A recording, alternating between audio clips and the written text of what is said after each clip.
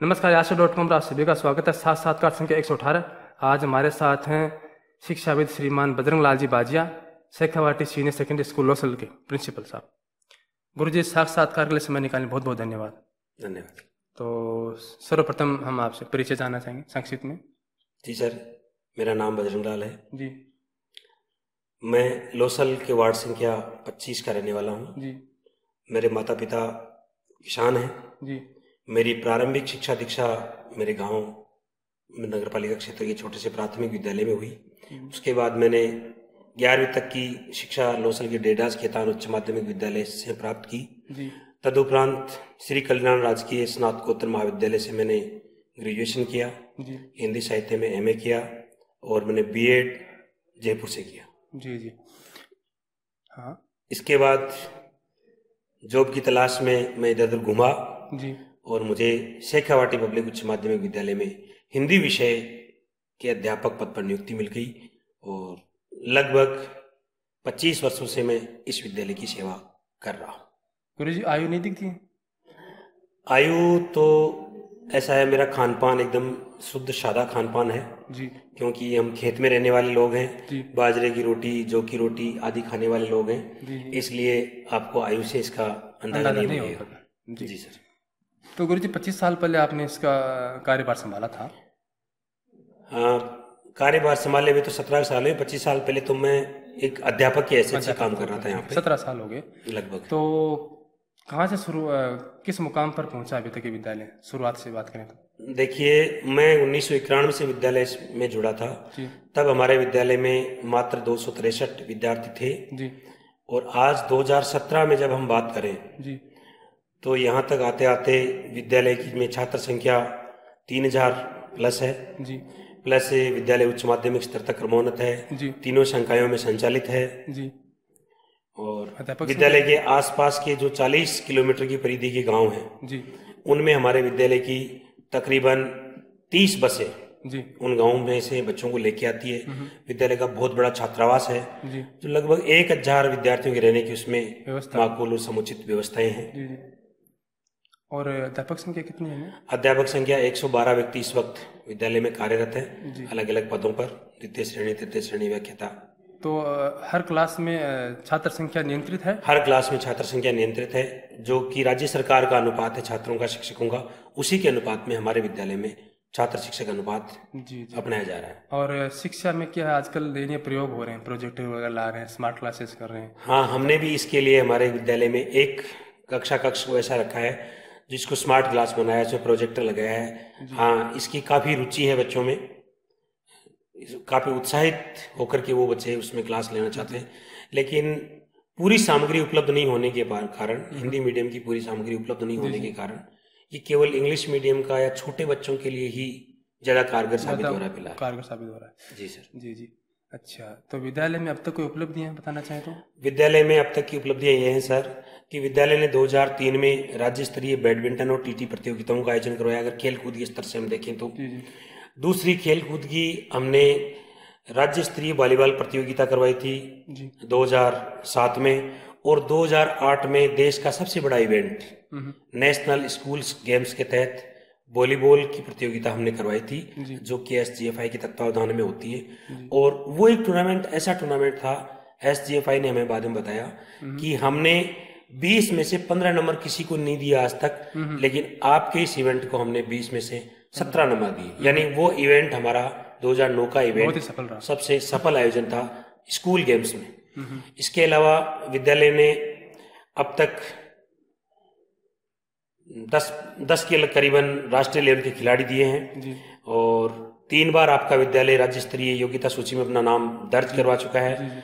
बड़े बड़े engineering college में डॉक्टर वगैरह हमारे विद्यालय के बहुत सारे छात्र हैं। हमारा कई छात्र आईएएस तक बन चुके हैं, आरएएस भी हमारे बहुत सारे छात्र हैं। जी ये बात है। और विद्यालय परीक्षा केंद्र भी रहता है कभी? विद्यालय बोर्ड परीक्षाओं का परीक्षा केंद्र था, लेकिन जैसे ही माध्यमिक शिक्षा बोर्ड को यूं लगा वही सीकर जिले में ये परीक्षा स्थल नहीं होने चाहिए, तो इसको हटा दिया गया है। हाँ, कभी कभार ज्यादा संख्या होती है तो कुछ प्रायोगिक परीक्षाओं का परीक्षा केंद्र विद्यालय रहता है। तो मेरिट में नंबर आए लड़कों के? मेरिट, राज्य स्तरीय जो मेरिट है, जो माध्यमिक शिक्षा बोर्ड घोषित करता है, उसमें हमने मेरिट हासिल किए। इस वर्ष भी हमारा रिजल्ट बहुत शानदार रहा है।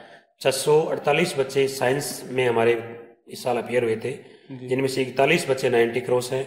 उनमें एक छात्र महेंद्र कुमार 97.60% के साथ 1 नंबर पर है। दूसरा जिया उल मुस्तफ़ा 96.60 2 नंबर पे, और 3 नंबर पे जगदीश सिहाब 96.20% अंकों के साथ है। कुल मिला के 41 छात्र 90 क्रॉस इस साल के रिजल्ट में है।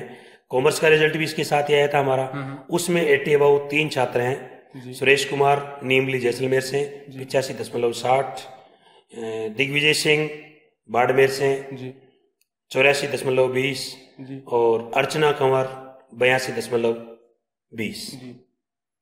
तो ये तो हो गया आपके विद्यालय की बातें। जी सर। अब आपसे मैं कुछ वैचारात्मक सवाल पूछूं? पूछिए।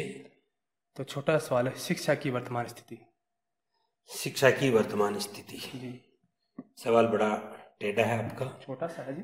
नहीं, छोटा नहीं है, ये देखने में छोटे लगते हैं, बिहारी की दो की तरह बहुत गंभीर घाव करते हैं। वर्तमान स्थिति शिक्षा की ऐसी है साहब कि न तो शिक्षा कोई लेना चाहता है सही तरीके से, और न शिक्षा कोई देना चाहता है। शिक्षा का व्यवसायीकरण हो गया है पूरी तरह से। शिक्षा एक दुकान हो गई है। पेरेंट्स ये चाहता है कि मैं ज्यादा से ज्यादा पैसा खर्च करके मेरे बच्चे को अच्छे से अच्छा इंजीनियर, डॉक्टर या अच्छी शिक्षा दिला दूं। और स्कूलें ये चाहती है कि हम, या कोचिंग संस्थान भी ये चाहते हैं कि हम ज्यादा से ज्यादा पैसे लेकर के हमारा मुनाफा कमा लें। शिक्षा की स्थिति ये हो रही है।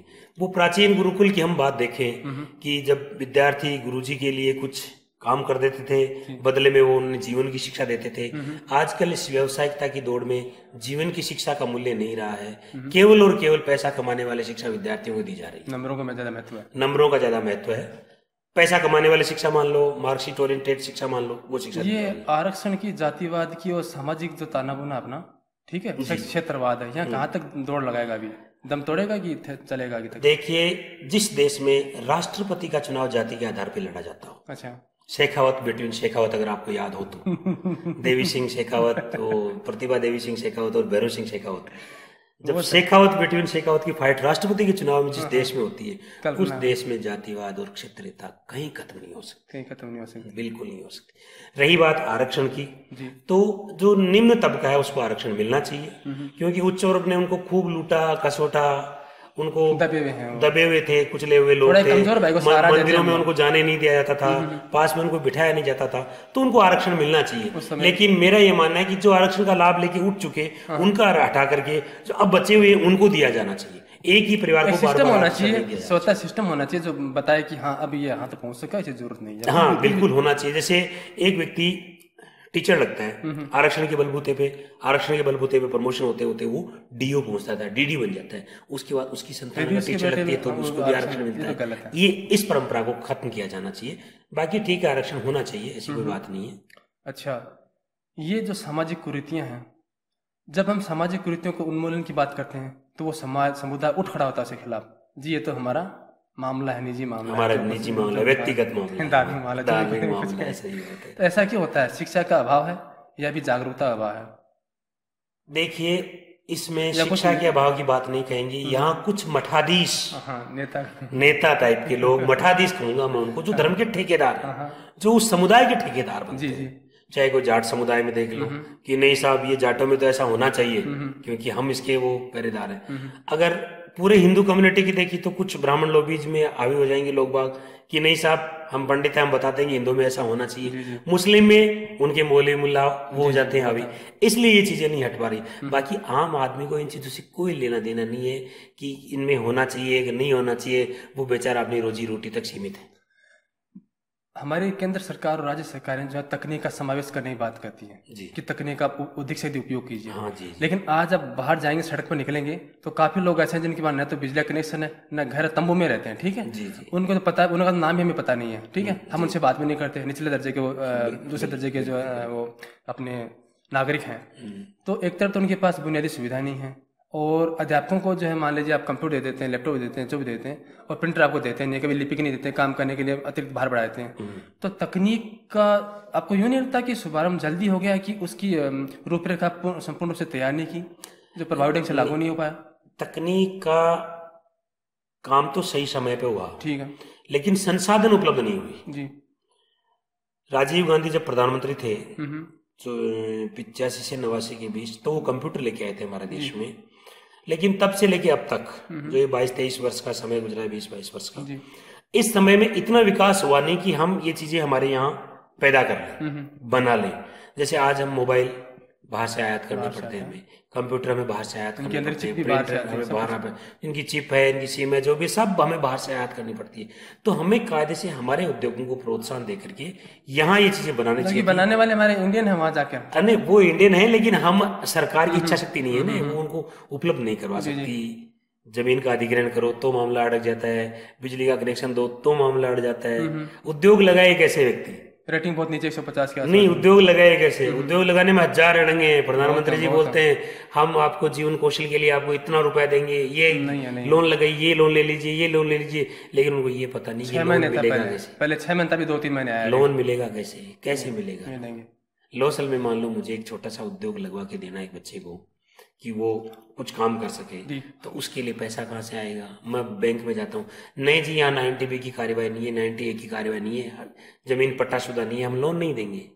विदेश में क्या होता है पता है, आपका खाता है, आपकी रेटिंग ऊपर जा रही है, आप खुद ही खाता खोलो, लोन के लिए अप्लाई करो, कंप्यूटर आपको पास करेगा, खाते में पैसे आएंगे, वापस चुकाओ। वहाँ ईमानदारी भी तो है, यहाँ लोन लेकर के विजय माल्या जैसे लोग फरार भी तो हो जाते हैं, ये भी तो देखिए, नहीं होते क्या। अच्छा ये बताएं, क्योंकि आप मुख्य रूप से बोल रहे हैं, तो हमारे जब ये विश्व जो है संयुक्त राष्ट्र संघ जो रेटिंग जारी करते हैं वगैरह, उनमें क्या होता है कि हमारे जो टॉप 100 यूनिवर्सिटियाँ होती हैं विश्व की, उनमें हिंदुस्तान की एक भी शामिल नहीं है। ये बड़े दुर्भाग्य की बात है। हम बातें करते हैं तक्षशिला नालंदा की, जबकि काफी लोगों को पता नहीं कि एक तो पाकिस्तान में भी है, वो इंडिया में है भी नहीं। लोग सोचते हैं दोनों इंडिया में है, ठीक है, विश्व गुरु सपना हम संजोते रहते हैं, नालंदा बिहार में है, हाँ, लेकिन तक्षशिला अपने पास नहीं है। काफी लोगों को पता नहीं तक्षशिला पाकिस्तान में, सोचते हैं अपनी इंडिया में अभी भी। तो मैं कह रहा हूँ, मेरा कहने का मतलब ये है, तात्पर्य है कि ऐसी क्या खामियां रही हमारे बुनियादी ढांचे में कि हम बड़े बड़े इंजीनियर, डॉक्टर तैयार कर सकते हैं, डॉक्टर गोविंद खुराना से वैज्ञानिक हमारे पास हैं, लेकिन हमारी यूनिवर्सिटियों का दर्जा कहीं भी जो है वैश्विक धरातल पर नहीं ठहरता। देखिए श्रीमान, प्राचीन काल के विश्वविद्यालय हों चाहे वर्तमान काल के विश्वविद्यालय हों, प्राचीन काल में भी विश्वविद्यालय राजाओं के अधीन थे जी, बड़े बड़े राजा थे, उनके अधीन थे, चाहे उज्जैनी का हो चाहे नालंदा का हो, कोई सा विश्वविद्यालय हो, तक्षशिला जिनकी भी आप बात कर रहे थे, वो राजाओं के अधीन थे। राजा जैसी शिक्षा देना चाहते थे वैसे शिक्षार्थी तैयार होते थे। वर्तमान में भी हमारी राजनीति इन विश्वविद्यालयों पर हावी है, और ये राजनीति जब तक हावी रहेगी तब तक हमारे विश्वविद्यालय में यही शिक्षा मिलेगी। भारत में क्या हो रहा है कि राजनेता को ज्यादा प्रायोरिटी मिलती है, शिक्षक को 2 नंबर पर दर्जा दिया जाता है। विदेशों में अगर आप देखते हैं, जैसे रूस जैसा एक कोई देश है या जापान जैसा देश है, वहां शिक्षक को महत्व है, वहां शिक्षार्थी को महत्व है, लेकिन यहाँ शिक्षक और शिक्षार्थी को महत्व नहीं है। तो उनको महत्व किस में दिखता है? उनको महत्व राजनीति में दिखता है। तो वो राजनेता बनना चाहते हैं, जैसे JNU, BHU, विवादित स्थल हो गए, केंद्रीय विद्यालय, विश्वविद्यालय जितने भी सारे के सारे क्या बनना चाहते हैं? प्रेसिडेंट बन करके, क्योंकि वो प्रेसिडेंट बन करके वहां से राजनीति में आना चाहते हैं। उनको देश की विकास से, तकनीक से मतलब नहीं, इसलिए हमारे विश्वविद्यालयों की गिरावट आती जा रही है मेरी नजर में। हालांकि ये मेरा कोई राय नहीं है किसी भी देशवासी को, मेरी नजर में ऐसा है कि राजनीति के जो लोग हैं उनको ज्यादा सुख सुविधाएं मिलने से, VIP कल्चर बढ़ने से लोगों का रुझान उस तरफ हो गया। जैसे अभी कन्हैया कुमार की बात करें, हम छोटे से गांव का गरीब सा लड़का है, पढ़ने के लिए आया था, लेकिन राजनीति ने सितारा बना दिया। गुरु जी, कहीं ऐसा नहीं लगता कि आप निजी विद्यालय में पढ़ा रहे इसलिए ज्यादा, क्योंकि हमने कई अध्यापकों से बात की है तो वो प्रशासन के खिलाफ और सरकार के खिलाफ कहते नहीं बहुत अच्छा चल रहा है, हम मैनेज कर रहे हैं, ऐसा कुछ फर्क पड़ता है? नहीं, सरकार के खिलाफ की बात कहाँ कर रहा हूँ, खिलाफ नहीं, मतलब मैं तो राजनीति की बात कर रहा हूँ। शिक्षा के खिलाफ बात है, राजनीति में कहते हैं हम राजनीति में कोई बयान नहीं देंगे, कहना मतलब कि वो किसी बात को उठा के पूछे। देखिए देश में बोलने का अधिकार सबको है, स्वतंत्रता है, स्वतंत्रता पूर्वक मैंने मेरे विचार रखे, दूसरे लोग क्या कहते हैं इसके बारे में मैं नहीं कह सकता। अच्छा, छोटा सा सवाल है जी सर, शिक्षा में जो शिक्षा की जो वर्तमान प्रणाली है, इसमें कोई सुधार आप बताना चाहें? शिक्षा ऐसी दी जानी चाहिए कि विद्यार्थी अपने स्नातक का पाठ्यक्रम पूर्ण करने के उपरांत आजीविका उपार्जन का कोई कार्य कर सके जी। जरूरी नहीं ये बाबूगिरी वाली शिक्षाएं दी जाए जो लॉर्ड मेकाले द्वारा चली आ रही थी, इसमें सुधार करना चाहिए। और ऐसी उनको बुनियादी शिक्षा दी जानी चाहिए, तकनीकी शिक्षा भी जिसे हम कह सकते हैं, जरूरी नहीं कि बहुत बड़े IITN इंजीनियर या सिविल इंजीनियरिंग हम बनाए उनको। छोटी छोटी शिक्षाएं दी जा सकती है, छोटी छोटी बातें बताई जा सकती है। चीन और जापान में हो रही है। हाँ बिल्कुल, एकदम छोटे खिलौने, जैसे छोटी मोटर गाड़ी बनाना हाथ की कला मान लीजिए, हाथ की कला वाले सिखाया जा सकता है। उससे वो व्यक्ति अपना और अपने परिवार का भरण पोषण कर सके। ऐसी शिक्षा इस शिक्षा के साथ में दी जानी चाहिए, मेरा ये मानना है। अच्छा, अपने जो विद्यार्थी हैं जो यहाँ पढ़ रहे हैं जी, और जो पढ़ चुके जा चुके हैं जी, जो जीवन में संघर्ष कर रहे हैं आगे, जी बिल्कुल बढ़ रहे हैं, उनके नाम संदेश, क्योंकि जो वीडियो उन विद्यार्थियों से मैं ये कहना चाहूंगा कि आप जहां भी रहें मस्त रहें, जीवन में कुछ भी बने, पर सबसे पहले एक नेक इंसान बने। क्योंकि आदमी तो बहुत है हमारे देश में, जनसंख्या में भी थोड़े दिनों बाद नंबर 1 होंगे, लेकिन आदमियत नाम की जो चीज है वो खो गई है हमारे देश से। इसलिए मैं चाहता हूं कि व्यक्ति एक अच्छा इंसान सर्वप्रथम बने, डॉक्टर इंजीनियर बाद में बने।